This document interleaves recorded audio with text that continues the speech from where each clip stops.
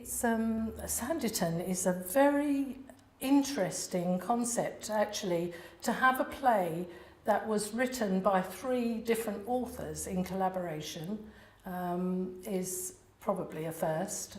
And to have something started by somebody so well known as Jane Austen and continued by Anna Lefroy, who was a family member, and then brought up to a conclusion by somebody in our generation is really quite exciting. And the storyline it's kept the Austen kind of ethos right from the beginning to the end.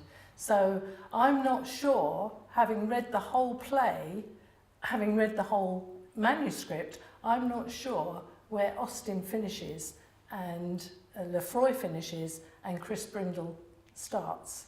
So that's been very interesting to actually have something that continues in the same vein with 3 different authors. Excellent. Lady Denham is the Austen kind of matriarch, really. She's the typical dowager of Regency time, and she is overbearing, very opinionated and bombastic, which is not my usual character, but it's a really good part to get your teeth into. I've absolutely loved it. Actually being part of something like this, I've not been in many classics before. Most of the plays I've done are modern, so this is something completely different. And it's been a joy to be part of something at ground roots level, really, too. Something that's never been done before. An Austen play is different from most modern plays, mostly because of the language. Getting your tongue and teeth around some of her convoluted sentences, that's quite difficult. I guess the nearest I've done is Shakespeare, and Shakespeare actually has a metre that you can work to, whereas Austen doesn't. So you have to think actually in Regency speak, even when you're not doing your lines. So that is quite different from anything.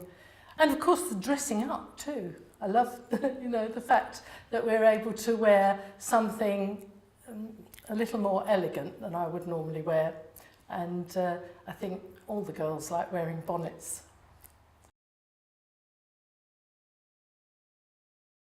For me, working with a lot of professional actors actually has been quite an eye-opener. It's been a really good learning curve for me.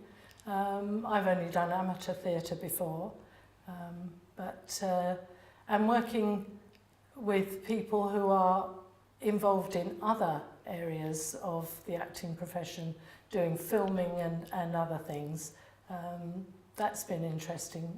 You never know actually who's going to be here on the day of a rehearsal, so that's been quite exciting actually. It's given us all lots of different things to do, because we've actually had to read in for other parts, which makes it more of a full-on enterprise, really.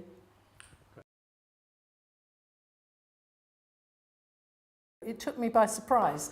I had heard that the Headgate Theatre auditorium was small. What I wasn't expecting was how large and how many facilities there are for such a small auditorium. You know, to have the practice room, which is huge, and lots of other facilities just around, and being able to get around the auditorium in lots of different ways. It's a delightful place. Brilliant.